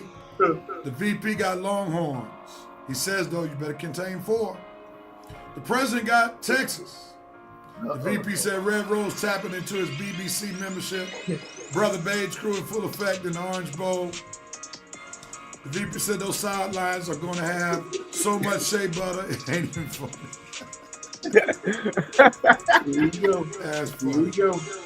All right, those 2 games that we picked, we'll see if there's any movement in the standings next week. well, Victor, you crazy, man. The BBC crew, Brother Beige crew, I like that. Brother Baby. All right, gentlemen, it's 5 for 5 time. And we got 5 hot topics. We used up one of them earlier, so I'll find one. So we go 4 for 4. I'll think of a 5th one real quickly. Okay. All right, ready? You ready? Hold on. Okay, I was waiting on the VP. Oh, that wasn't him. VP is 5 for 5 time. I'm serious. Our kicker's a problem. Can we borrow yours? I know you were. No, you ain't borrowed our kicker. You better win this game, coach. I know that. Lunas. There we go. The VP with the message I was waiting on. Q the Lunas. And 1, 2, 3. Here we go. It has been queued. It's now being played. Now there's some picks to be made. Let's do it. Oh. The Braves have really not signed anybody of any significance during the free agency period. What says you? I'll start with you, Coach. Go. No Garrett Crochet, no Max Reed, no Charlie Morton. No pitchers, no deep players, nothing. And then they get De La Cruz, and the De La Cruz they get is not every De La Cruz, but another De La Cruz. Braves, open the checkbook up. It doesn't hurt. You got money. You got to get somebody in here to help you out, please. Stop being so cheap. You were spending money at one point. Now you done started penny pinching. Get somebody in here fast. Bruh. Braves. Are you just gonna let this DJ Upton thing keep you sidelined forever? You spend money on BJ Upton one off season and he fails, and all of a sudden you think you can't spend no more money ever again. You gotta stop this, okay? You do good with building your farm system up, but you gotta be able to put some free agent pieces around what you build up. That's the nature of the game. What's the point of having all that money from the battery if you're not going to use it when we need it? Now, there are some talented players available this offseason, and you could have improved your team, and you have not done anything. Rev, I don't know why you get Alex this all of a sudden big praise. Yeah, he can take care of the homegrown players, but you still got to go out. Now, I get Alex credit. You do find players in the middle of the season to help us out, but Braves, you got to stop being cheap. Can't keep winning being cheap. Done. I wish I could add more though.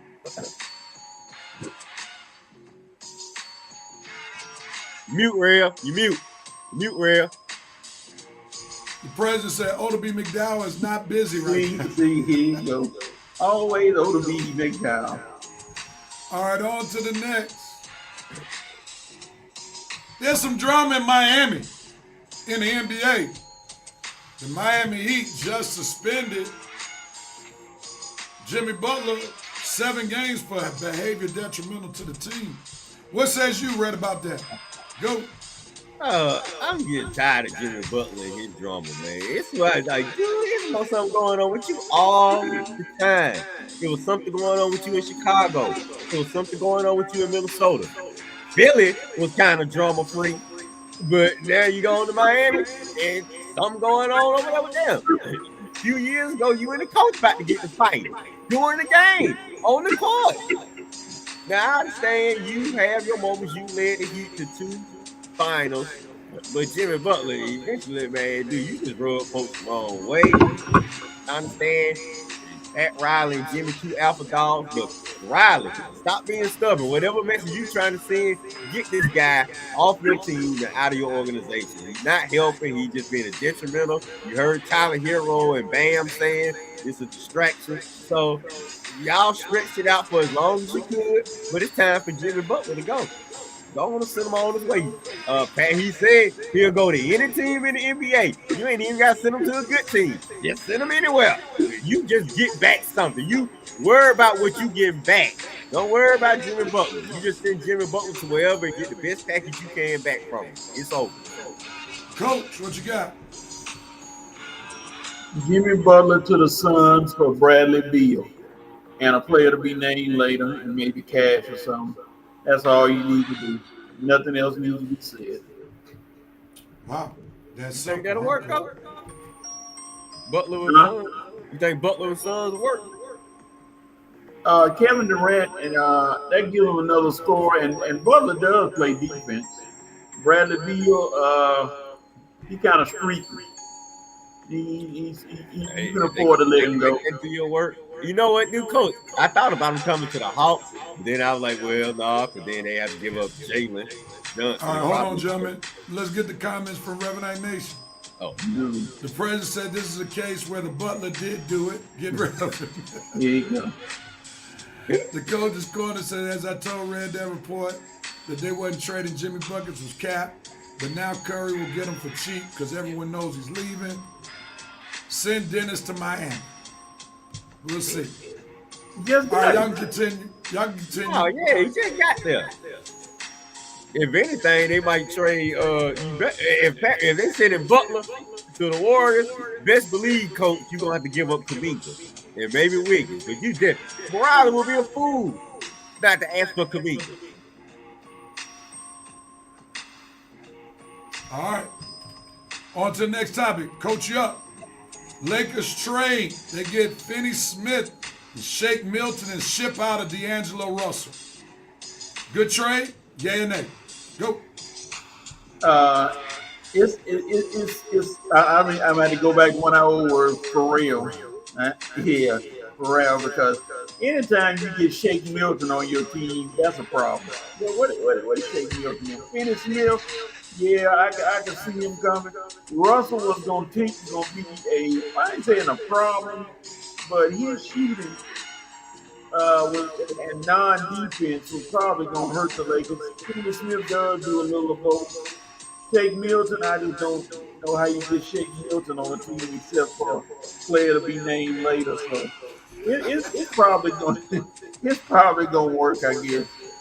Man, you're not going to roast on Shake Milton like that, Coach. Red, what you got, man? Go. Shake with your mama game. Yeah, that's right. I like that name, Shake Milton. But overall, I think I'm kind of agreeing with Coach.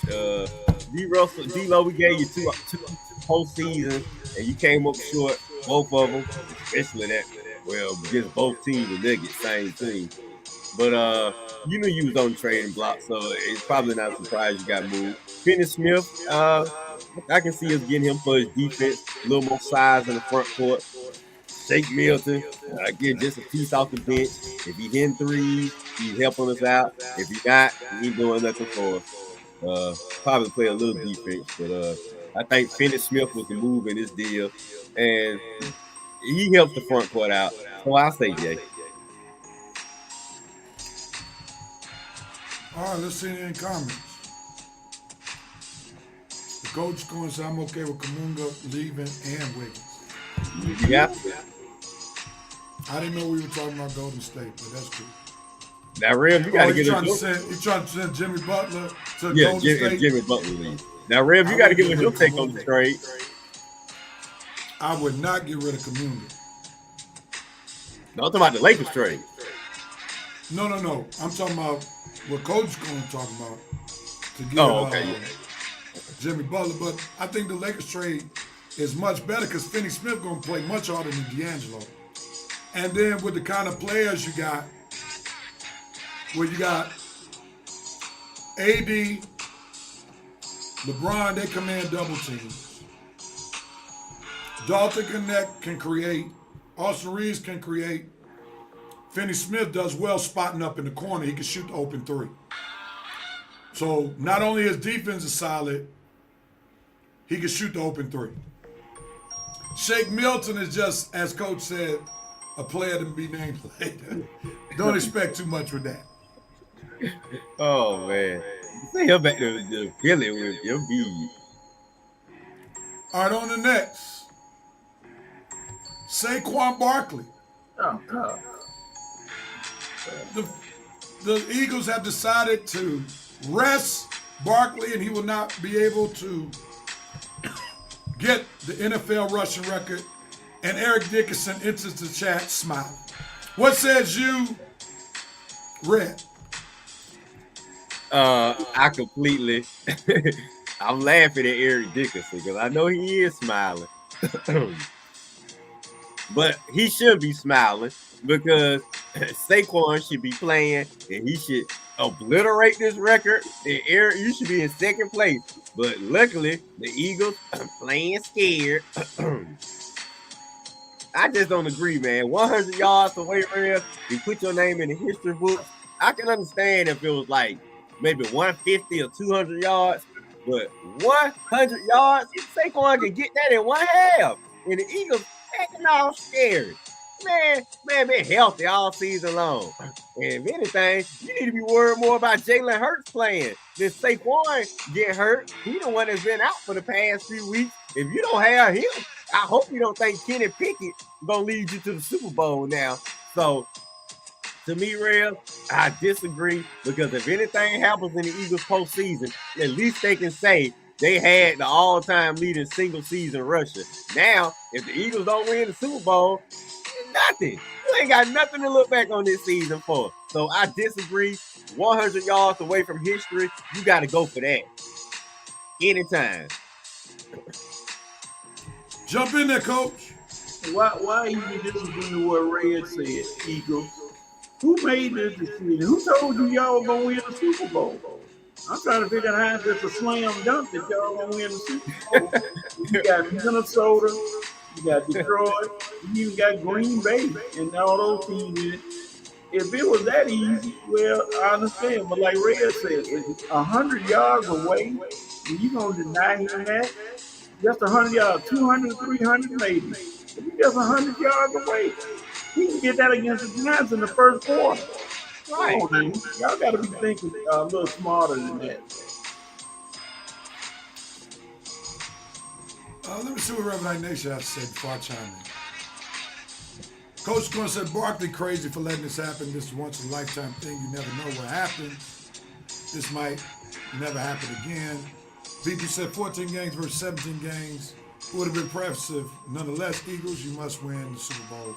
Now, the president said the needs of the many outweighs the needs of the few or the one. The president got philosophical on y'all. So basically he said it's about the team and not about me. How do y'all refute what the president had to say? Man, this is 100 yards away from a single season all-time rushing record. You always go for history and the records. I don't understand what's so hard about the Eagles to understand that. You stop being scared. Okay? You gotta always go for history. What was the point of us watching how many yards Saquon was getting all season if he was just gonna get to this point and not go for it? We shouldn't even been looking up his rushing numbers then all season. Just say, man, Saquon having pretty good games, but we've been keeping up with his numbers all year long. Why? To see him get to this point, to see if he can break the record. Now, when you 100 yards away from history, now, I'm finna shut down. It's all about the team. It wasn't all about the team when you was out there rushing to get 100 yards away from history. Spare me the BS, man. Let this kid play and go for history. Ain't like Coach say, ain't no guarantee you finna win the Super Bowl. Look at all these good teams in the NFC. History is on the line. Your name in the record books is on the line. Eric Dickerson been had this record for 40 years, and he been living off of this record for 40 years. So don't you understand how important this record is? Ray, why did they let him run for 160-something yards last week if they wasn't going for the record? Now, right. Now, to that point, I gotta roll with that. I give you credit on that. I'm looking at the other side too of this. Let's remember. Historically, Saquon is very much injury prone. Historically. Let's remember that half of his time in New York, he was hurt. So this is why I can't say that I'm against what the Eagles have decided to do because any Super Bowl hope they have is predicated upon Saquon.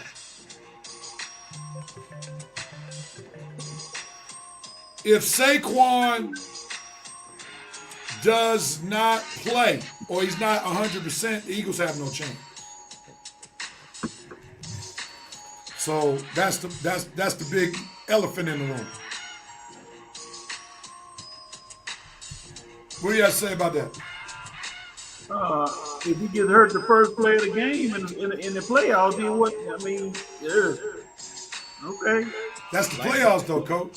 I know. I'm just trying to throw If he something gets in. hurt trying to break the record and not 100% for the playoffs, then what?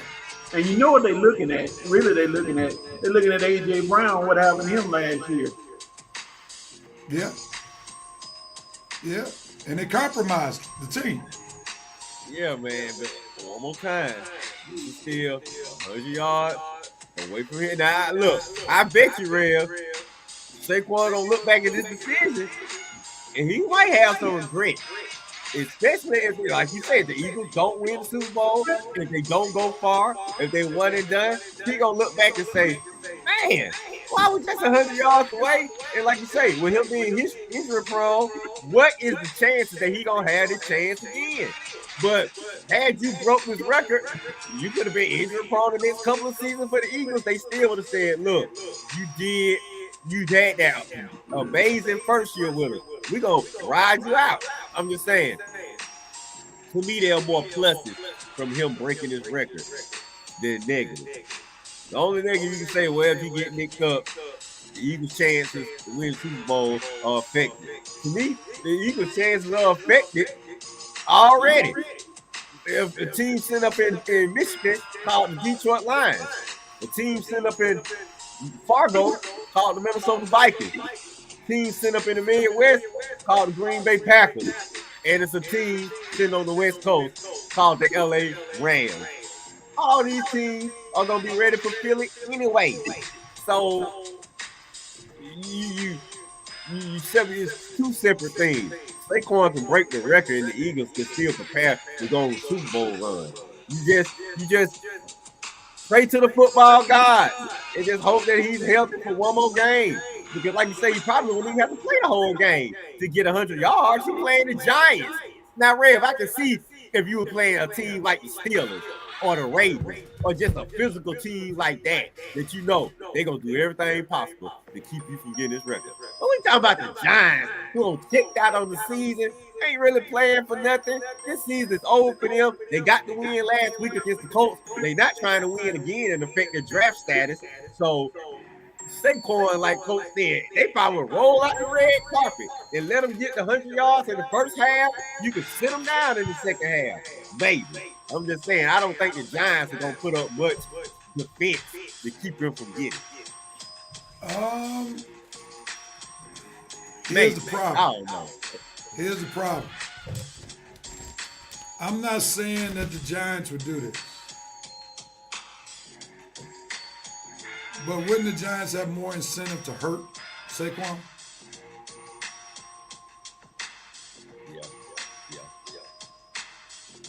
They would be better. They would definitely be better. They've been toasted all season long for letting Saquon go. Yeah. And then Saquon breaks the record against them to basically add more fuel to that fire. Well, Think about it. Giants, that's their own fault. It's their fault they done Right, it. but to prevent more fuel, they could do something about it. Yeah, that's a good point. That's good. Yeah, that, you know what, Rev, now that I'm thinking about it, you're right. His old team, you're not going to break the record against us, buddy. We shouldn't let you go, but you're not going to come out here and embarrass us. Exactly. Okay. All right. Exactly. Okay. Yeah, man. All right, And Saquon. Go ahead. Stay out here. You're right. Giants may do some dirty. I can see them doing some dirty. I mean, they got nothing to lose. They ain't going to no playoffs. Nobody going to get suspended till next year. Okay. Yeah. Now that I think about it. You know what, Real? You know, I'm thinking of the Giants being a sorry team. I wasn't thinking about it being his old team, not want to let him embarrass them. Because you're right. He already on them. If you humiliated them enough, with us watching the Hard Knocks and that whole fiasco with them letting them go, and now to have him come back and you embarrass us off the field. Now you think you're gonna come and embarrass us on the field? Yep. No, Mr. Barkley. No, this is our Super Bowl. Our Super Bowl is gonna be to stop you from breaking that record. There Right. you go. Right. There All right. you go. Yeah. There you go. You're right. Sit out, Saquon. You doing it right. There I you guess. Man, I just hate that you 100 yards from history, but your old team, they not gonna let you do it against them. You're right, Real. Yeah, they gonna put 8-9 guys in that box. If the Eagles win that game, it's gonna be Kenny Pickett throwing. Saquon not gonna do anything. Yeah, Not you're right. anything. Okay. They'll give up receiving touchdowns to stop him from getting the ball. If Kenny Pickett can throw for 500 yards in that game, as long as Saquon don't break that record. There you go.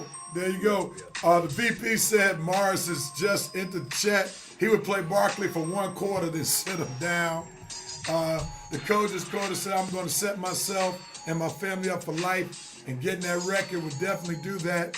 No way I let anyone take this from me. The Well, the VP Giants said, will take it from him. good point, Reverend Doctor. And he says Eric Dickinson's goggles, or you misspelled goggles, but Googles have entered the chat. You got a little Jerome Case right there. Not the Google.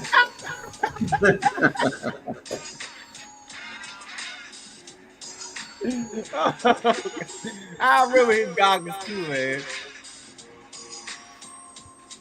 Yeah. All right, I had to come up with something on the fly for our 5th topic, and we'll still stay Falcons. Uh-oh. Will the Falcons receive a football miracle on Sunday? They still have an outside chance to go to the playoffs. They have to beat the Panthers, and the Saints have to beat the Buccaneers. What says you, Coach? If the Browns beat the Ravens, the Saints will beat the Buccaneers. Simple as that. Red, what you got? What's that Whitney Houston song from The Preacher's Wife? Do you believe in miracles? No, Whitney, I don't. Not this miracle.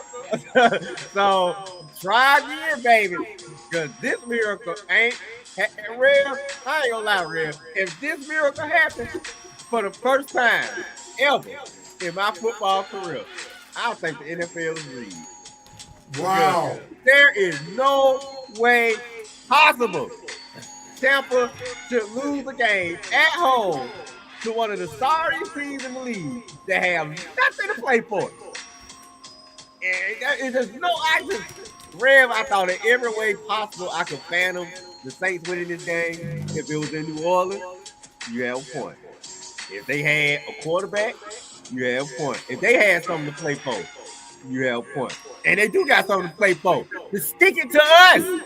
They not gonna, the Saints will lose. If the Saints played their best game, Rev, they would lose it in the end just to stick it to us. There is no way possible the Bucs are gonna lose at home to the Saints in week 18. If it happens, like I say, I'm gonna think some funny business going on. Because I just don't see how this could happen. I got you. VP said Vegas has just entered the chat. Coach's Quarter said, man, the Aints not beating the Bucks, especially with Riddler. Our season is over. Yep. The president said the Falcons can't even get Miracle Whip. He forgot that E, but it's all good. We got you, Mr. President. And on the Googles, the VP said, shout out to Jerome Case. All right, gentlemen, that concludes our 5 for 5 action right there. That was some good stuff. And I appreciate you all doing what you do. Reverend Night Nation, as always, thank you all for your comments. We got 3 games to choose. The standings ain't much in jeopardy, but Coach, better not get too lax this in the next 2 weeks because Armani is close, a little bit closer. Oh, have mercy. Armani. What they worried about our money. Power formation. That was Gus Johnson. Coach got a 6-game lead over Armani. How much? Has an 8-game lead over me. And I'm trying to do the math. 13-game lead over Red. Red, it's getting closer to Longhorn time for you, bro. Oh, I already put my money up. Real, I'm trying to figure out how in the world I win the week 6 times. How many 6 times I won a week? That might have been early on, too. It had to be. Yeah. I don't remember any times I won a week. Well, I won the week last week, 7-1. Red, you went 6-2. Coach and Armani went 5-3. So that's how the week. Let's see if I can go 3-0 this week. All right, so we got 3 games that we'll choose from. Let me give a little music. 5, but we all know who to thank for that. Yeah, I should have been undefeated, but it's all good. It's another day's journey. All right, Coach, you're on the clock. It's on you, brother. Yes.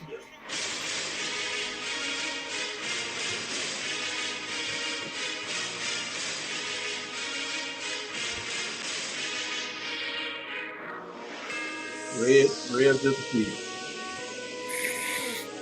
That StreamYard didn't want you to be my brother, Coach. So what? I said, I guess StreamYard didn't want me to be your brother because it boot me off for a second. All right, here we go, Coach. First game. I'll do it this way. Let me rearrange something. Seahawks versus the Rams. I told you I'll never trust the sea chickens for anything after they let me down. I'm going with the Rams and my boy Puka Nuka. Red, who you got, man? Yeah, I'm with Coach. Rams, Seahawks had a chance to run over the division. They just played around and played around. And let the Rams, who had an awful start to the season, they just let the Rams just come right back and hawk them down. Now the Rams is about to go on another run. Hey, man, the perfect example of a smart coach, Real. What the Falcons gonna get a McVay? God. I'm going with y'all. I'm going with the Rams as well. The Rams stock going up. Seahawks stock going down. Red. You're about to start right back. Bengals versus Steelers. Bengals still have an outside chance to make the playoffs. Who you got, Red? Bengals, you gave it a good run, but I'm sorry, you're going to come up short once again. Now, even if you did look up and beat the Steelers, which you're not going to get all that help that you think you're going to get. I don't think the Broncos going to lose to Chiefs, either Redskins, and I don't think the Dolphins going to lose to whoever they play this week. But no matter what, the Steelers are not about to go into the playoffs losing 4 straight games. I'm sorry. They don't have 3 straight boo-boos, and they're gonna correct it this week, Real. And Coach, you know they're gonna correct it this week going into the playoffs. Bengals, you just happen to get the Steelers coming off a 3-game losing streak. They finna fix everything versus y'all head into the playoffs. So, sorry, Bengals. Just gonna come up with 1 game short. You're able to good run. Next time start a little better. I'm gonna go with the Bengals. The Bengals are playing better football, even though their coach almost pulled a Raheem Morris last week, not kicking the field goal when they had like a 15-yard field goal that could have won the game. And they wound up scoring a touchdown and allowed Denver to go back down the field to score to take the game in overtime. But I'm going to go with the Bengals because they're hot. The Steelers got to find their way. They lost a lot of their momentum when George Pickens had his hamstring injury. I don't know if they got their mojo back. And it's a contest because the Steelers defense hadn't been too stellar recently. They're giving up quite a bit of points. So if they're giving up points, then I like the Bengals outscoring the Steelers in that kind of game. If the Steelers were at their peak with their defense, then there'll be Steelers, no doubt. But if their defense is not defending on a high level, Bengals win this game. Coach, tell us why you know the Steelers going. Because the Bengals got the 29th ranked defense in the league. And the Steelers are getting healthier every week. Porter is back. They're getting everybody on defense back. The offense is all the way back except for the elusive Roman Wilson, who hadn't played all year. They thought he was going to be back, and he's out again. But look for Najee Harris to have a good game running. And Brown, the running back for the Bengals, may not play. He's gained almost 1,000 yards. He may not play this week. So Joe Burrow gonna get it here. It's hard to stop him in Chase, but I don't think overall they're gonna have enough. Steelers can win a shootout. All right. On to the next. It's on me. Vikings versus Lions. It's a tough one. But this is at home for the Lions, so I'm going to go with the Lions to take down the Vikings at home, even though their defense is kind of suspect. I think home field advantage will take them over the top, so give me Dan Campbell and the Lions. What do you got, Coach? Well, on a side note, if Mike Greenberg called another game the game of the year every time a big game comes up, I don't like to fly, but I'm going to fly to Brooklyn and put him out there and let him be out for a couple of weeks. He said that every time a big game comes up, the game of the year or something like that. But I'm torn between this one because I don't know if the Lions can afford to go on the road, which is where they'll be the 5th seed. And again, nobody wants to play the Lions as a 5th seed, but I don't know if they're able. They might need to stay at home, so they're going to play a little harder than the Vikings. I'm going with the Lions. Who you got, Red? I think the Vikings in the upset. I don't know. I'm liking the way the Vikings been playing. Sam Darnold, been impressive, man. Nice to see you turn your career around in Minnesota.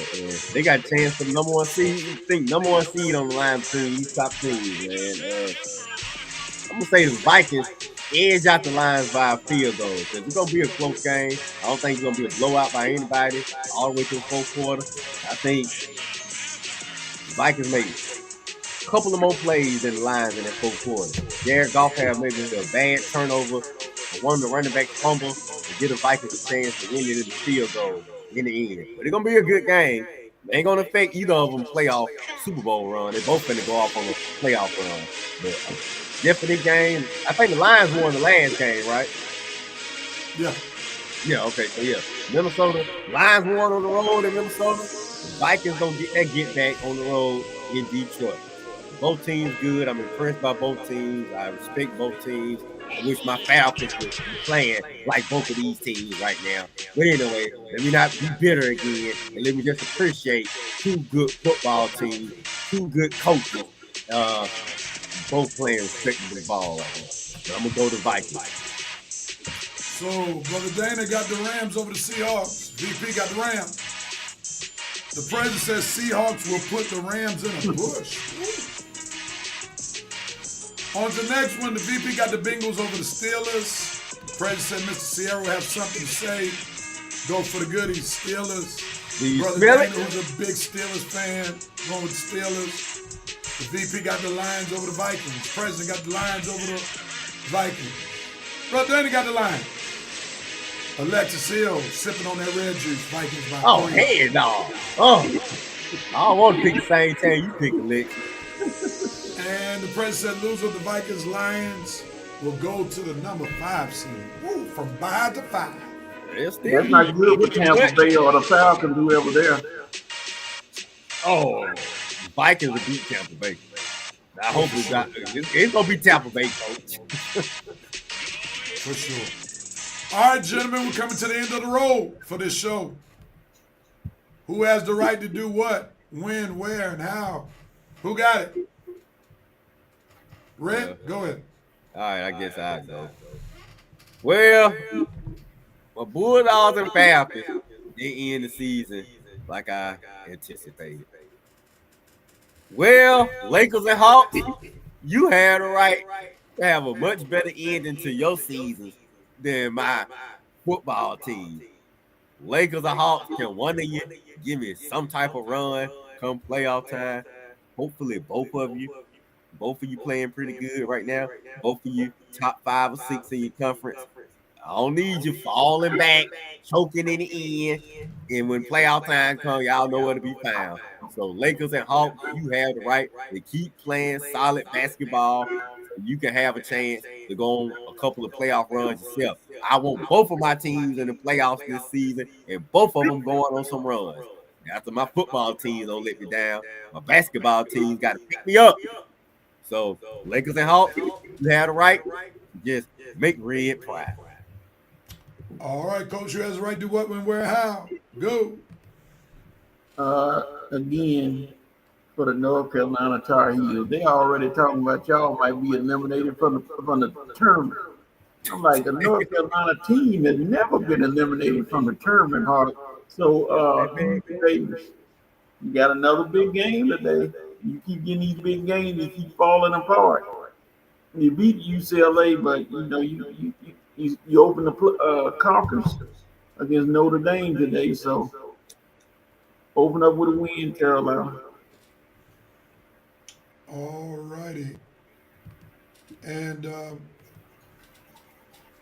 I've talked a lot of Falcons talk today. So let me go back to my number one team. Uh-oh. Kansas City Chiefs, you have the right to rest up, take the week off, do what you got to do, get your injury straight, stay in the playbook a little bit, enjoy this week off, be ready for another week off next week as you prepare. as the 3P is loaded. So that there'll be no excuses in 2 weeks. Nobody should be hurt. Everybody should be fresh, ready to win the 3rd Super Bowl in a row. That is something nobody, even the Steelers, have ever done. So let's do it. Get that 3P. With that being said. Hey, Coach, let's say it. Coach with me. 1, 2, 3. No 3P. No 3P. The devil is a lie. Oh, we and Coach ain't gonna let you have this moment. Rev, say Thomas, please. Say Thomas. Man, Coach Rev ain't gonna never live it down if he 3P. Despite the hate from one Reggie Rhodes, LeBron James, you have the right to continue to dazzle everybody with your accomplishments in the NBA after the age of 40. I, on the other hand, if I'm able to get out of bed, put my feet on the floor without pulling something, it's a personal win for me. I ain't hating too much now. The president said the Red and Red Sports Show, Revenant Nation both have the right to have a fantabulous 25, no doubt. The president said, how is Patrick Mahomes not in the Pro Bowl? He had a subpar season. Yeah, subpar season. But subpar for him is still 15 wins. Go figure. With that being said, move on. You can't handle the truth, Coach. He'll be in the Super Bowl anyway. So what's the point of naming him to the Pro Bowl? Yeah, that's cool. That is right too. Now you realize 3P is loaded. All right, thank y'all everybody for watching episode 358 of the Red and Red Sports Show. We'll be back next week, same Facebook page, same Coach, YouTube you got channel. To stop him, Coach. You got to As stop the him. Vice President said, got to stop him. Let's have a great 2025. We started off with a great note. Peace and love, and y'all pray for these Chiefs haters over here who never want to see 3P. Broncos. Bo Nix got to stop him. We're out of here. Deuces. Buffalo. Josh Allen.